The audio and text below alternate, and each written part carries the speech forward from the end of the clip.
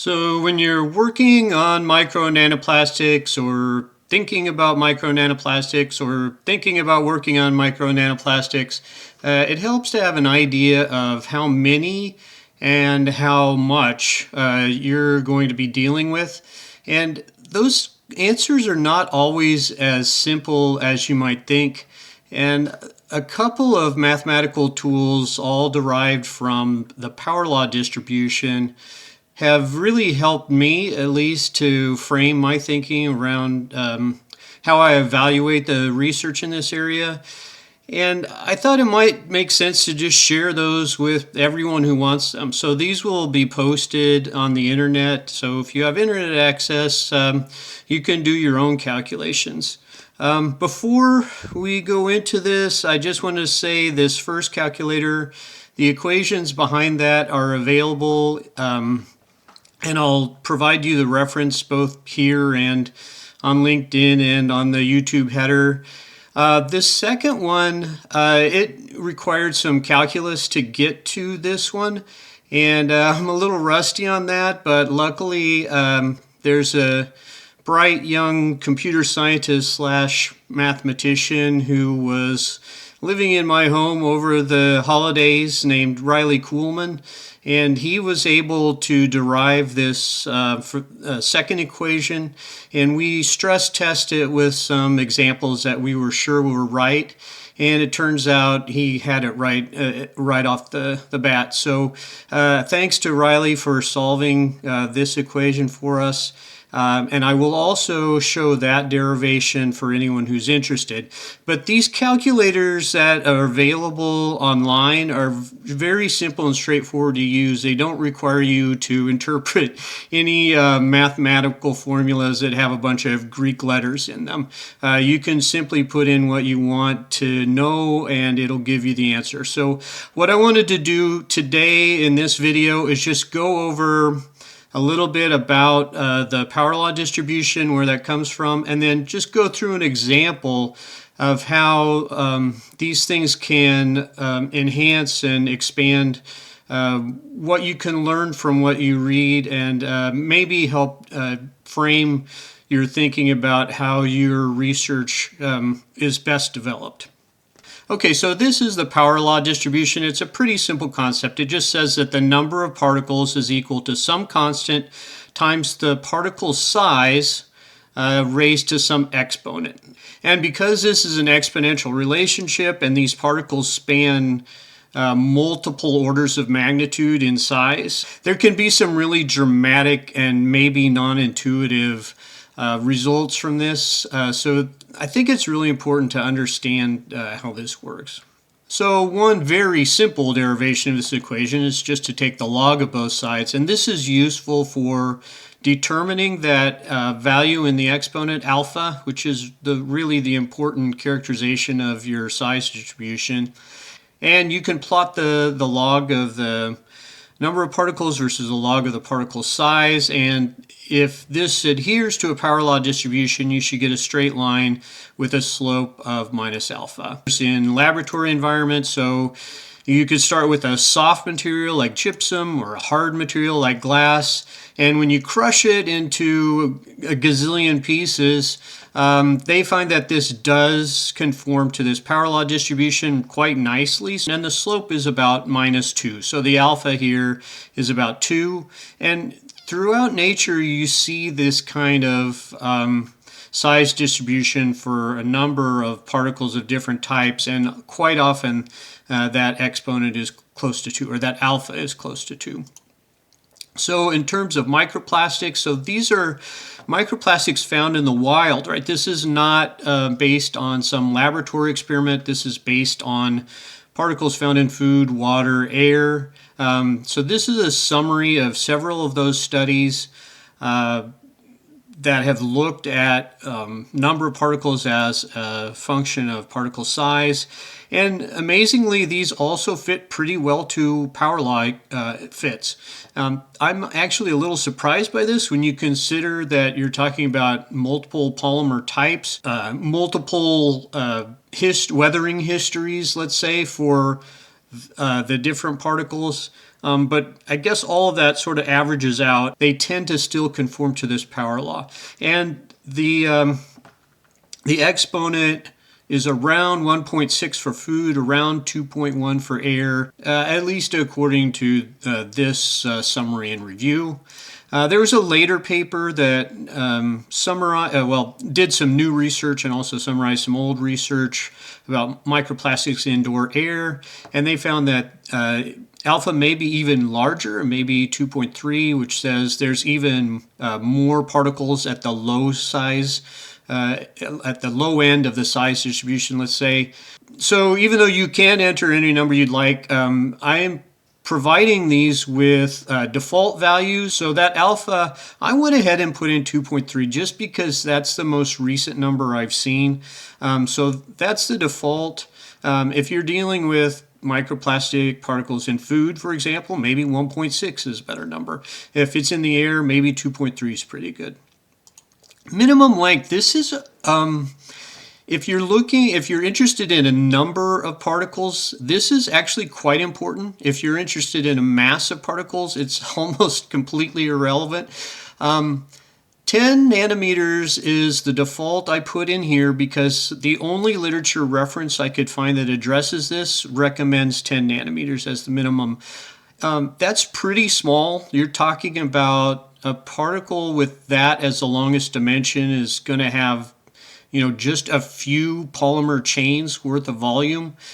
So the idea that that still behaves like a plastic material is tough to believe, but really when you get that small, it's really hard to know exactly what these particles are like by the time they really get ground down that far. And that's obviously an area of continuing research. I personally feel like maybe 20 or even 25 might be a better cutoff, but it just depends on what you consider to still be a microplastic or a nanoplastic as it gets smaller and smaller. Keep in mind that like 1 nanometer is about the length of 6 or 7 carbon-carbon bonds. So, eventually you're just talking about molecules. You get much smaller than 10 nanometers, it's hard to characterize it as any sort of material. You're really talking about a molecular species. The maximum length is 5 million nanometers, so that's 5 millimeters, and that's been sort of arbitrarily assigned from the beginning. I don't like that number either. I think that size of particles really doesn't have any characteristics of interest to sort of the micro and nano worlds. Really, things start to get interesting at around maybe 100 microns and less. But that's the way it's been defined, and I think it is useful to measure particles that size. But the quantification of particles of larger size is easier inherently, and one of the things I like about this power law distribution is that if you get data for multiple particle sizes, you can extrapolate down to the lower sizes. And in fact, at this point, I think that's probably the most accurate way to come up with an idea of nanoplastic content is to measure the microplastic content in multiple sizes and extrapolate down. And I'll show you an example of that. So I also have default values for the sub-size range, so the size range of interest. These are the ones that you will probably change almost every time. But the minimum I left the same. The maximum, that is about the size that's able to cross the gut-blood barrier. And so at least from a biological standpoint, 2.5 microns or 2,500 nanometers and less, they can, in theory at least, get into the blood and then to distal organs from there. So that's often a size range of interest, and that's why I chose those as the defaults. Again, I'm sure you'll be changing those. Now the outputs are the number fraction that's in the selected particle size range and the mass fraction that's in the selected particle size range. Okay, so it's the fraction of particles that are in this second range out of all of them that are in this range. And again, this will be clear when we go through the examples. This is the math. I'll just ramble on for a minute or so in case you want to take a screenshot. But in this case, it's very simple to just go to this reference that I give you the link for here. Okay, the other calculator I'm giving you, this is the one that Riley did the calculus for. I also have some default inputs there. These are all essentially the same as before, and then I have a default mass of 1 microgram. That really doesn't mean anything. It just gives you just need to put in something there for the output of the number of particles. Now the density and the shape are also very important when you're going from number of particles to mass of particles. And that's what gives this a lot of sensitivity. And these calculations are more prone to uncertainty than the ones done by the previous calculations. Okay, so I'm sharing this with a little bit of trepidation because it's kind of easy to mislead yourself. But the math behind this is correct. I'm handing you the power here, so just be sure to use it only for good and never for evil. Try to do your best to put in realistic numbers for these things here. So the density, I'm putting here the default 1.1. This one actually doesn't change things that much. Polymer densities range from about 0.9 up to maybe 1.5, 1.6, something like that, if I recall correctly. 1.1 is sort of a weighted average density when you take all the polymers found in food and water, etc., into an account. Now, the ellipsoid is often used as sort of a universal shape descriptor, and it can be defined by, well, the length of the particle, which if you see the length of a particle, that's the longest aspect. And to define an ellipsoid, then you need two other numbers, the width over the length and the height over the length, if you will. So these two ratios will be somewhere between 0 and 1, and they define the rest of the ellipsoids. The only output here is the number of particles. But let's talk about those ellipsoid shapes a little bit more. So if you have a fiber, those ratios will both be low. So you see the length across the screen, that's the length of the particle by definition. And then those ratios of about 0.2, those are the ratios of the height and the width of this fiber compared to the length. If you have fragments, those might be more like 0.6. A bead, it might be more like 0.8. Or if you want to go all the way to a sphere, a perfect sphere, that would be 1, which would be the largest particle you could get using the ellipsoid shape definition.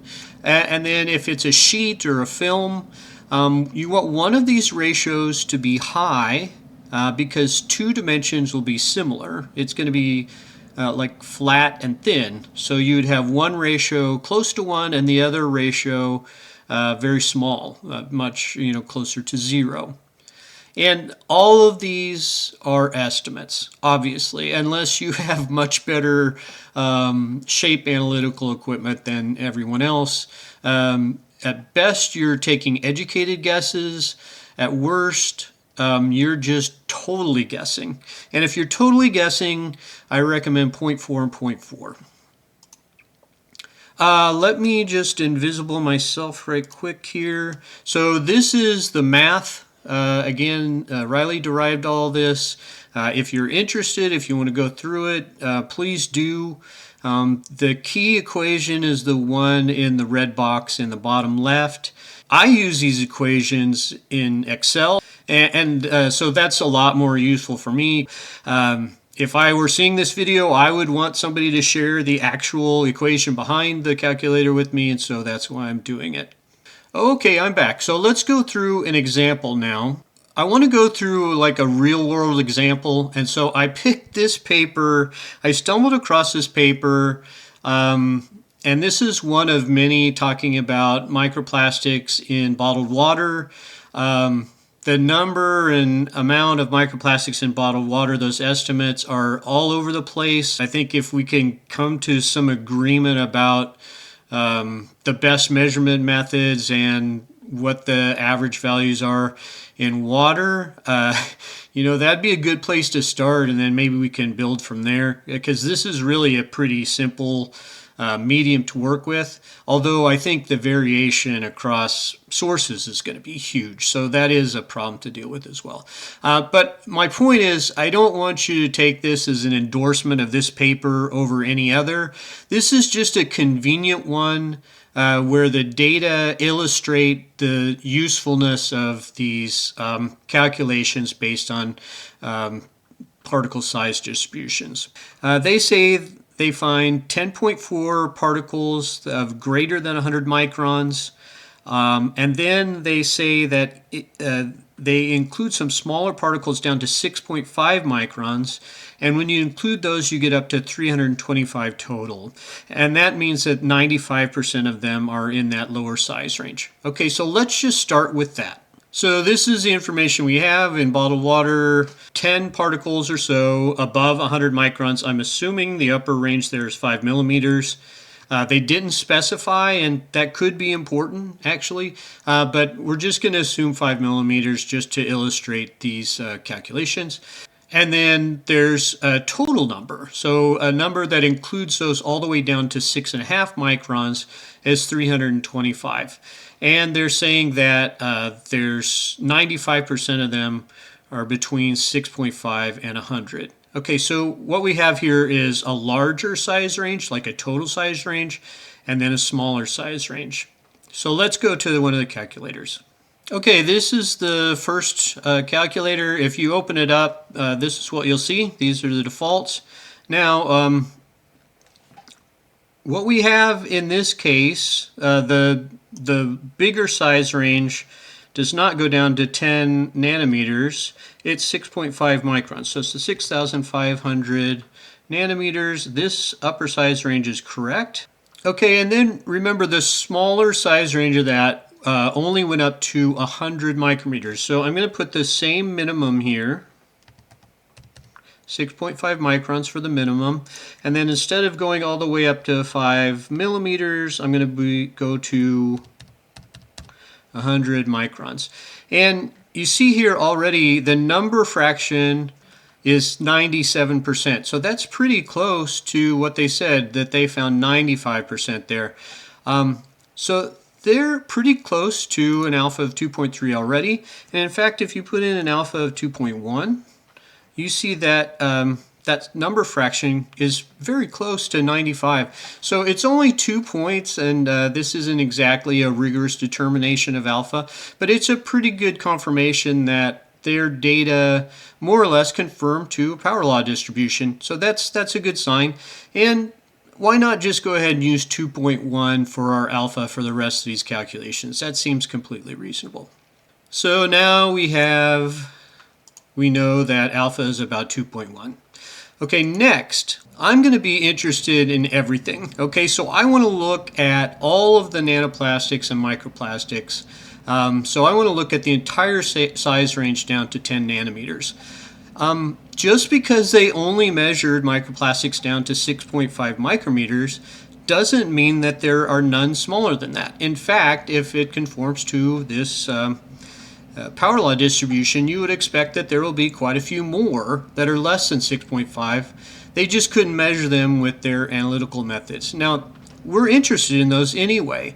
So let's extrapolate all the way down to 10 nanometers and see how many we get then. Okay, so our alpha is 2.1. We like that. What we really want to know, so our bigger size range that we're interested in is we want to go from 10 nanometers all the way up to 5 millimeters. And what we know about is 6,500 nanometers all the way up to 5 millimeters. So we need to change this back to 5. All right, and when we do that, what we see is that the selected number fraction, so that's the number fraction that are in this range of selected particles, is only 0.0804% by number of the total Okay, so the number in this larger size range is going to be much higher, and all you really need to do is take the number in this size range and divide by this is a percent. So here's my calculator. I take 325 particles, and I'm going to divide by 0.0804%, but because that's a percent, I have to put two more zeros in front of that, right? Then 0.0804, and that turns out to be 404,229. Okay, that's great. So now we know a little bit more. We know, or we don't really know, but we can estimate now that in that entire size range, the total number is about 404,229. Let's set the number percent, let's set that as 100%, and I showed you this is 0.0804. I've calculated already that the number in that larger size range from above 100 microns is 0.003927%. Okay. The next thing I want to do before we really go nuts is I want to get an estimate for what the mass is of this total 404,000 particles. And once we have a number for the total size range and a mass for the total size range, it's trivial to calculate information for sub-ranges of those. So let's take a stab at what the total mass is going to be. So this is the relevant online calculator for that. It's set to the defaults that I described to you before. Okay, so we decided alpha is about 2.1 in this case. We've normalized our previous, our number of particles to this larger size range, so we're going to leave that intact. Now the numbers for density and the ellipsoid shape, there was some information in this article. It turns out the particles are mostly fragments of polypropylene and fibers of nylon. Okay, so you have a mix of fragments and fibers, which if I were really interested in doing a very careful job here, I would split this into two categories and calculate those independently. But because I'm just sort of illustrating this program, I'm just going to leave these defaults as is. So what this shows is that 1 microgram is only 278 particles. Now remember, we want 404,229 particles.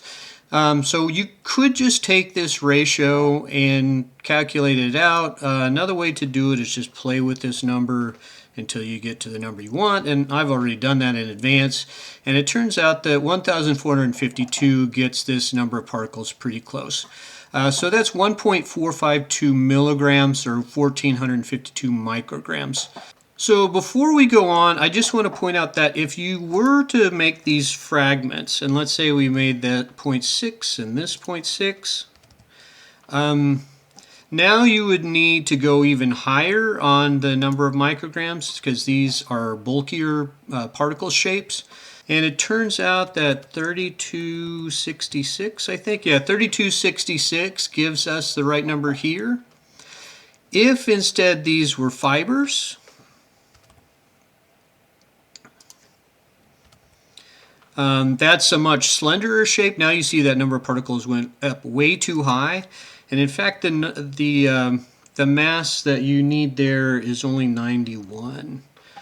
Okay, so like 91 micrograms instead of 1.4 milligrams. So you can see how what you put in for shape makes a really significant difference in your calculation of how much mass for a certain number of particles. Okay, so we're going to use a mass here of 1.452 milligrams. That we're going to set that as 100%, and then we can use that first calculator also had a mass fraction. I'm tired of going back and forth between applications, but I think you get the idea of how to use it from here. You just look at this sub-range within this larger range and see what the mass percent is. And look and see the mass percents and the number percents are so different. And this is one of the things that's really hard to wrap your mind around. Okay, so if you're looking at this subrange of 6.5 micrometers to 5 millimeters, the mass really doesn't change at all. It's almost 100% of the total mass, even though it's only 0.08% of the total number. And even if you set the cutoff at 100 microns, you're still finding 99.9% of the mass. And I think that's important to recognize that. Okay, so even if you're interested in like a total exposure, you don't have to find every nanoplastic particle in there. If you find the big ones, your total mass of exposure is going to be very close. Assuming that the particles in your sample adhere to this power law distribution, they may have been filtered or something at some point so that you don't get as many big ones as you think you should. But if they're sort of in the wild in an environmental situation, let's say, you should find almost all the mass by just looking for the relatively large ones. The other thing that's interesting about this is 100 microns is about the cutoff for visibility. So it's even lower if you have really good light and really good contrast. But generally, 100 microns is considered the cutoff for what you're able to see with the naked eye. So 99.9% or so of microplastics are visible to the naked eye. By mass. And I know that's sometimes said, oh, these are the invisible problem. It's not invisible for the most part. Now, by number, it is only 0.004% by number. So I guess by number, they are mostly invisible. By mass, they're mostly visible. So to say they're invisible is kind of both true and untrue. Another size range of interest is this. So this is the nanoplastics as they're defined. Almost all of those by number are nanoplastics, right? So 401 out of the 404,000 are in this nanoplastic size range.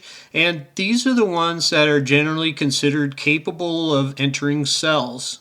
Okay, so drinking one bottle of water, if you believe this article and you believe these extrapolations, could expose you to 400,000 nanoplastics. I guess it's also comforting to know that our bodies shed tens of billions of dead cells every day. But by mass, it's nothing. I mean, it's like, I don't even know how many zeros that is in the percent. It's a tiny, tiny amount. So it works out to a fraction of a nanogram of nanoplastic particles that are in here. And so that's going to be important if you're thinking about, developing an analytical method to measure the nanoplastics directly. Do I have the sensitivity to find fractions of a nanogram in a liter? So that's the kind of question that this sort of estimation can help you frame, at least. Now, I mentioned earlier that lower cutoff makes almost difference when you are interested in the mass. And so I did one calculation here right quick. I switched that from 10 to 20, and you can see that at least for 4 significant figures, it doesn't make any difference in the mass if you go from 10 to 20. But the number is cut in half, or it's even less than half. So if you're interested in the number of particles, what you choose for that lower cutoff will make a big difference. If you're only interested in the mass of particles, you can use 10, 20, 50, 100. It really won't matter. This is the default size range that I put in there. So this is the fraction of these particles that are expected to be able to cross the blood-gut barrier. So assuming this paper is correct, you have some fraction of a nanogram intake that might be able to enter the blood, at least temporarily. And then this last one, this is the normally considered as a cutoff size to cross from the blood into the brain. So the blood-brain barrier, normally you can only get particles less than 200 nanometers. And then you're talking about picograms quantities that you may be taking in.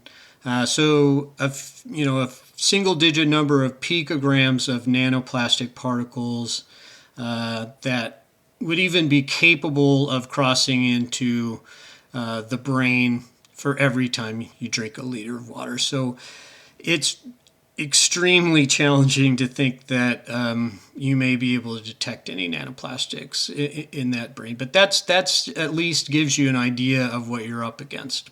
Okay, well, that's it for this demonstration of these calculators. They're yours to use as you see fit. I hope you find them helpful, and thanks for watching. There's more to come.